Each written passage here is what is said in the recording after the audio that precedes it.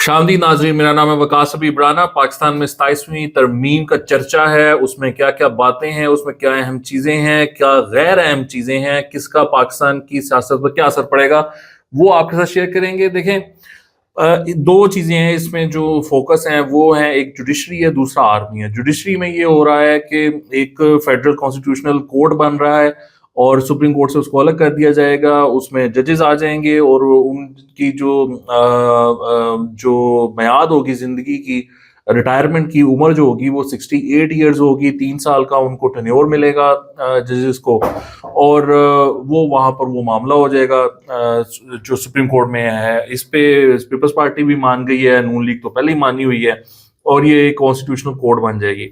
मैं आपको डिटेल्स बता देता हूँ, लेकिन ये क्यों हो रहा है और इसकी वजूहात क्या हैं वो भी मैं आपके साथ शेयर करता हूँ। अब ये जो कॉन्स्टिट्यूशनल कोड बन जाएगी, उसके बाद जो कॉन्स्टिट्यूशनल इश्यूज हैं, सूबों के इश्यूज हैं, जो बड़े अहम इश्यूज हैं, वो इन्हीं कोर्ट्स में जाया करेंगे। और फिर अगर कोई जज को आप इसमें अपॉइंट करते हैं और वो इनकार करता है तो उसको फिर रिटायर समझा जाएगा। इसी तरीके से जो जजेस के ट्रांसफर हैं वो सुप्रीम जुडिशियल काउंसिल में चला जाएगा और वहाँ से जजेस के ट्रांसफर हुआ करेंगे, और वो भी यानी कि एग्जीक्यूटिव का नहीं, एक सुप्रीम जुडिशियल काउंसिल में, उस बॉडी में ये वाला मामला भी चला जाएगा। दूसरी तरफ नाज़रीन, आर्मी का मामला है। आर्मी का 243 जो आर्टिकल है उसको अमेंड किया गया, फील्ड मार्शल का उसमें डाला गया है, और फील्ड मार्शल जो है वो चीफ ऑफ डिफेंस फोर्सेस भी होंगे।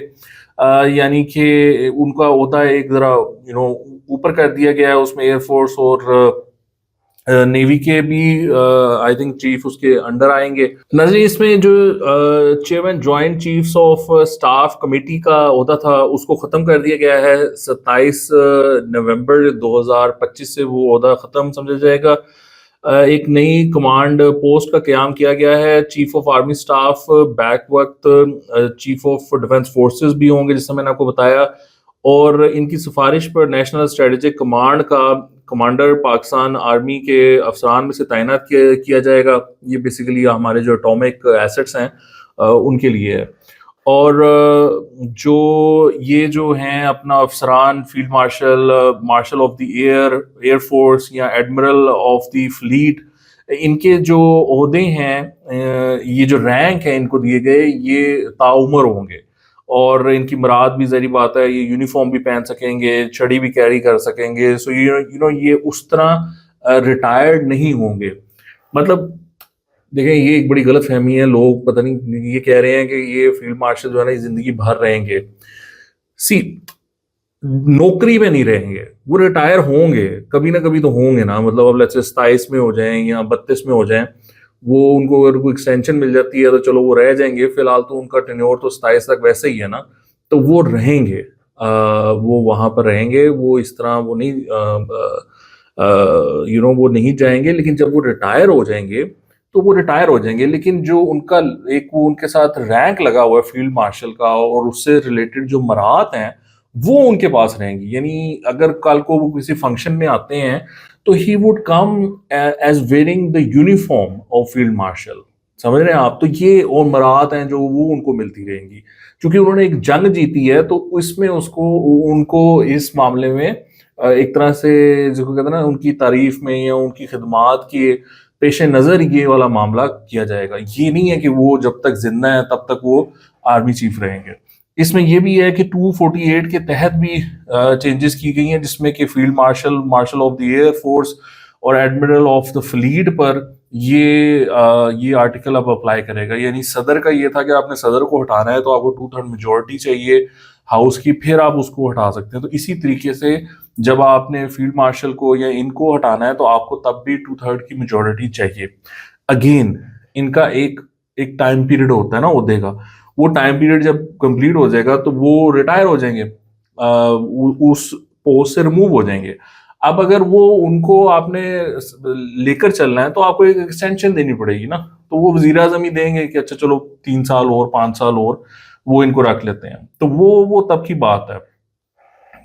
तो ये इसका वो सिलसिला है इस मामले में। अब बहुत सारी इसमें ना चहमगोइयाँ हो रही हैं। अच्छा, अब ये आर्टिकल 93 में भी तरमीम कर रहे हैं, वज़ीर आज़म को 7 मशीरों की तकरीर का इख्तियार है।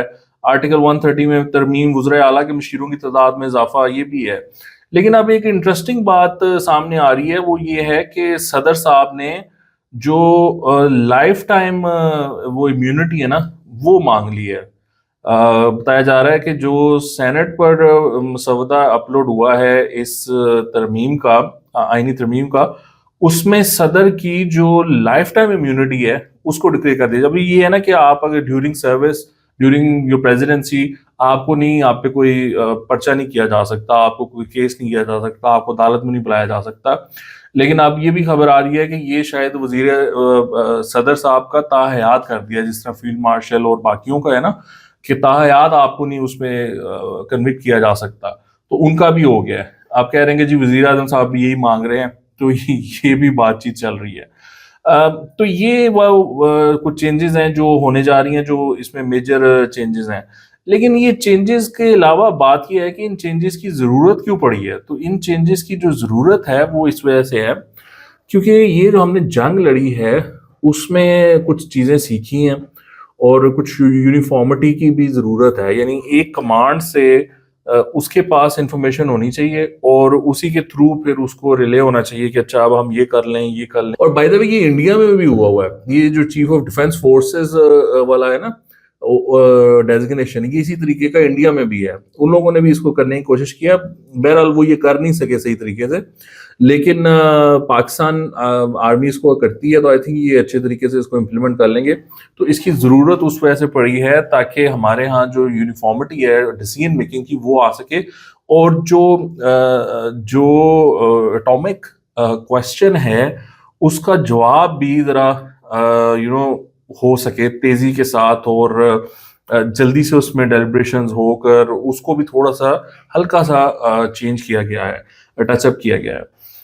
تو یہ سارا اس میں سلسلہ ہے. اب عدالت کا یہ معاملہ ہے کہ جی دیکھیں، میں یہ بڑے عرصے سے یہ بتا رہا ہوں کہ یہ جو سسٹم ہے عمران خان صاحب کا، جو پلاننگ تھی، جو لانے والے تھے عمران خان کو اور آگے بسانے والے تھے، ان کی بڑی لمبی پلاننگ تھی نا، 10 15 20 سال کی پلاننگ تھی. اب وہ پلاننگ ایک بندے کی تو نہیں نہ ہوتی، اکیلے تو نہیں ہوتی نا پلاننگ. وہ پلاننگ میں بہت سارے لوگ شامل ہوتے ہیں اس پلاننگ میں. یعنی تم یہ بنو گے، تم یہ بنو گے، تم یہ بنو گے، تم یہاں تک رہو گے، تم ایکسٹینشن دے دیں گے، تم سے یہ کرا لیں گے، تم سے وہ کرا لیں گے. یہ اس طرح کا سارا کچھ کرنا پڑتا ہے نا. پلاننگ کوئی ایک بندے کی تھوڑی ہوتی ہے، وہ اکیلا کچھ کر بھی نہیں سکتا. اب وہ ہوا یہ کہ جب عمران خان صاحب کو نکالا گیا 2022 میں، تو وہ جو سارا انفراسٹرکچر تھا اس نے ریزسٹ کیا اس چیز پہ. وہ جوڈیشل ایکٹیویزم ہو، وہ آرمی کے اندر ہو، وہ آئی ایس آئی کے اندر ہو، وہ بیوروکریسی کے اندر ہو، پولیس میں ہو، جتنے وہ عمران خان کے مداح تھے، فینس تھے، بینیفیشری تھے، فیوچر کمٹمنٹس تھی جن کے ساتھ، وہ لوگ ان سب نے ریزسٹ کیا. تو یہ 2022 سے لے کر آج تک 24 میں جو حتیٰ کہ الیکشنز ہوئے ہیں، لوگ اس پہ اتنی بات نہیں کرتے، لیکن میں آپ کو بتاؤں کہ اگر وہ واقعی اس پہ انویسٹیگیشن ہو گئی تو وہ پتہ چلے گا کہ جنرل فیض کی ٹیم نے کتنا ہیلپ کیا تھا عمران خان کو 2024 کے الیکشنز میں. تو وہ بڑی باتیں ہیں اس میں، بڑے معاملات ہیں. تو اب وہ سسٹم کو، یہ جو کرنٹ اسٹیبلشمنٹ ہے، they are trying to get that system back, اپنی اس میں جڑیں مضبوط کرنے کی کوشش کر رہے ہیں. ابھی آپ نے حال ہی میں دیکھا ہے کہ اگر یہ چیف جسٹس بن جاتے منصور علی شاہ تو یہ کیا کرتے. تو وہ ان لوگوں کا تو معاملہ ہی کچھ ہو رہا ہے، کیونکہ ایک شادی پر ان کی کوئی فیملی ممبر نے بیٹھ کے کوئی ایسی باتیں کر دی تھیں جن سے ان لوگوں کے کان کھڑے ہو گئے تھے. وہ وہاں پر پی ٹی آئی کے لوگوں کو کہہ رہی تھیں کہ آپ لوگ دکھی کیوں ہوتے ہیں، آپ لوگ تیاری کریں، دسمبر میں الیکشنز ہیں. تو صورت 24 کے دسمبر میں نا، تو صورتحال تو یہاں پہنچ ہوئی تھی. یعنی قاضی فیض عیسیٰ کی ریٹائرمنٹ کے بعد منصور علی شاہ نے چیف جسٹس بننا تھا. وہ تو پھر یہ 26ویں آئینی ترمیم آ گئی اور وہ اس نے سارا معاملہ سیٹل کیا. سو یہ سسٹم جو ہے، یہ جو اسٹیبلشمنٹ ہے، گورنمنٹ ہے، یہ اسٹیک ہولڈرز ہیں، they are trying to get this system in their favour یا پھر آن ٹریک، بیکاز یہ سسٹم چل رہا تھا عمران خان صاحب کے حق میں، اور یہ ان کو بڑا ٹائم لگ رہا ہے. It's not easy. آپ دیکھ ہی رہے ہیں کہ 26ویں ترمیم میں بڑی مشکل سے کی، پھر اب یہ 27ویں ترمیم میں پتہ نہیں کیا کیا کرنا چاہتے تھے، لیکن ابھی صرف اتنا ہی کام ہوا. تو یہ اس کے پیچھے یہ معاملہ ہے، and this is an on going process. یہ بھی یاد رکھیں کہ 28ویں ترمیم بھی آئے وہ 6 مہینے بعد آئے، 8 مہینے بعد آئے، 10 مہینے بعد آئے.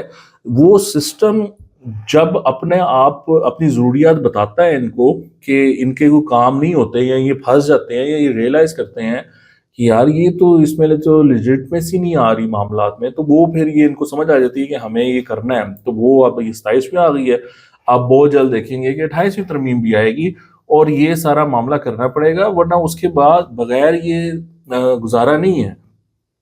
اب دیکھیں اس میں اعتراضات آ رہے ہیں پی ٹی آئی کی طرف سے. بات یہ ہے کہ پی ٹی آئی دیکھیں نہ اپوزیشن کرتی ہے، ان کا سنگل پوائنٹ ایجنڈا ہے عمران خان کو رہا کروانا ہے، ان کا سیاست سے تعلق ہے نہیں ہے. مجھے نہیں سمجھ آتی وہ کس طرح اس چیز پہ اعتراض کرتے ہیں. پی ٹی آئی وہ پارٹی ہے جس نے انڈیا کے ساتھ جنگ میں انڈیا کا ساتھ دیا، افغانستان کے ساتھ جنگ میں یہ ٹی ٹی پی کا ساتھ دے رہے ہیں.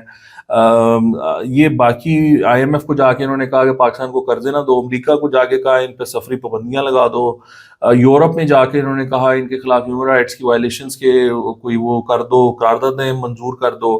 مطلب ہر جو ملک دشمنی ہو سکتی ہے وہ یہ پارٹی کرتی رہی ہے. اب یہ اس میں بیٹھ کے یہ باتیں کرتے ہیں because of course they are beneficiary of this system نا. یہ جو چل رہا ہے اس کے یہ بینیفیشری ہیں، اس میں سے انہوں نے چیزیں نکالنی ہیں. اب وہ چیزیں ان سے واپس لینے کی کوشش کی جا رہی ہے کہ ان کو یہ جو چیزیں ان کے جو سمپتھائزرز بیٹھے ہوئے ہیں ان کو یا تو آپ نکال دو یا ان کو نلیفائی کر دو. تو یہ وہ پروسیس چل رہا ہے اس ٹائم. آپ انڈرسٹینڈ کریں کہ عمران پروجیکٹ کوئی چھوٹا موٹا پروجیکٹ نہیں ہے، it was a huge project. اس کو بند کرنے میں کتنا ٹائم لگ رہا ہے. تو یہ سارا اس کے پیچھے معاملہ ہے. ناظرین آپ کے دیکھنے کا بہت شکریہ. پلیز میک شیور کہ آپ چینل کو سبسکرائب کریں، ویڈیو کو لائک کریں، اور آپ اپنی رائے کمنٹس میں ضرور شیئر کریں. خدا حافظ.